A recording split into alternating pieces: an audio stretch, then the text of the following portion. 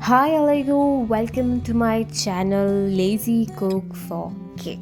So again, another episode on egg. So first ಎಪಿಸೋಡಲ್ಲಿ ನೀವು ನೋಡಿರ್ಬೋದು ಎಗ್ ವೈಟಲ್ಲಿ ನಾನೇನು ಮಾಡಿದೆ, ಆಮ್ಲೆಟ್ ಹೇಗೆ ಮಾಡಿದೆ ಅಂತ.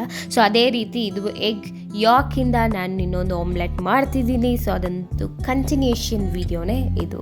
ಸೊ ಫಸ್ಟು ಎಗ್ ಯಾಕ್ನ ಸೆಪ್ರೇಟ್ ಮಾಡಿಕೊಂಡು ಸ್ವಲ್ಪ ಸಾಲ್ಟ್ ಹಾಕ್ಕೊಳ್ಳಿ, ಚೆಂದಾಗಿ ಬೀಟ್ ಮಾಡಿ ಇಟ್ಕೊಳ್ಳಿ.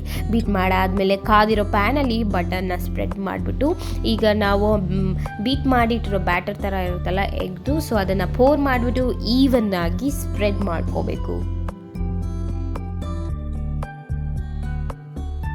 ನಾವು ಇದನ್ನು 5 ಮಿನಿಟ್ಸ್ ಲೋ ಫ್ಲೇಮಲ್ಲೇ ಕುಕ್ ಮಾಡಿದ್ರೆ ಈ ಥರ ರೆಡಿ ಆಗಿಬಿಡುತ್ತೆ ಆಮ್ಲೆಟ್ ನಮಗೆ. ಈಗ ಕಾದಿರೋ ಪ್ಯಾನಲ್ಲಿ 4 ಸ್ಲೈಸಸ್ ಆಫ್ ಚೆರಿ ಟೊಮೊಟೊಸ್ನ ಹಾಕಿ, ಆಮೇಲೆ ಕಟ್ ಮಾಡಿಟ್ಟಿರೋ ಸ್ಪ್ರಿಂಗ್ ಆನಿಯನ್ಸ್ನ ಹಾಗೆ ಮೇಲೆ ಸ್ಪ್ರಿಂಕಲ್ ಮಾಡಿಬಿಟ್ಟು ಸ್ವಲ್ಪ ಸಾಲ್ಟ್ ಆ್ಯಂಡ್ ಒರೆಗೆನೋಸ್ನ ಸ್ಪ್ರಿಂಕಲ್ ಮಾಡಿಕೊಂಡು ಸಾಟೆ ಮಾಡಿ ಇಟ್ಕೊಳ್ಳಿ.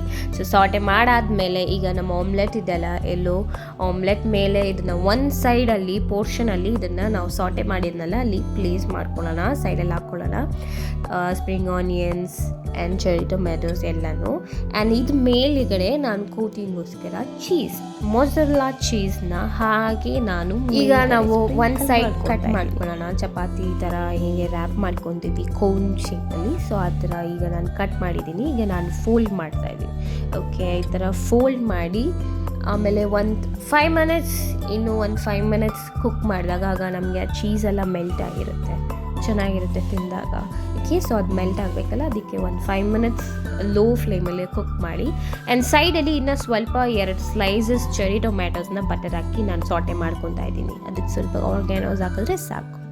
ಸಾಟೆ ಮಾಡಿಕೊಂಡು it's our plating time. So finally our omelette ಈ ಥರನೇ ಇರುತ್ತೆ. ಸೊ ಇದು ಮೇಲ್ಗಡೆ ಲೈಟಾಗಿ ನಾನು ಆರ್ಗ್ಯಾನೋಸ್ನ ಸ್ಪ್ರಿಂಕಲ್ ಮಾಡ್ಕೊಂಡು ಈಗ ಕಟ್ ಮಾಡಿ ಅದನ್ನು ಹಂಗೆ ಪೀಸಾಗಿ ಹ್ಯಾವ್ ಅ ಬೈಟ್. ವಾವ್, ಹೆಂಗಿರುತ್ತೆ ಗೊತ್ತಾ, ಆಸಮ್. ಟ್ರೈ ಮಾಡಿ. ಆ್ಯಂಡ್ ಇನ್ನೂ ಈ ಥರ ವೀಡಿಯೋಸ್ಗೋಸ್ಕರ ನನ್ನ ಸಬ್ಸ್ಕ್ರೈಬ್ ಮಾಡ್ಕೊಳ್ಳಿ ಫಾರ್ ಮೋರ್ ವೀಡಿಯೋಸ್. ಬಾಯ್.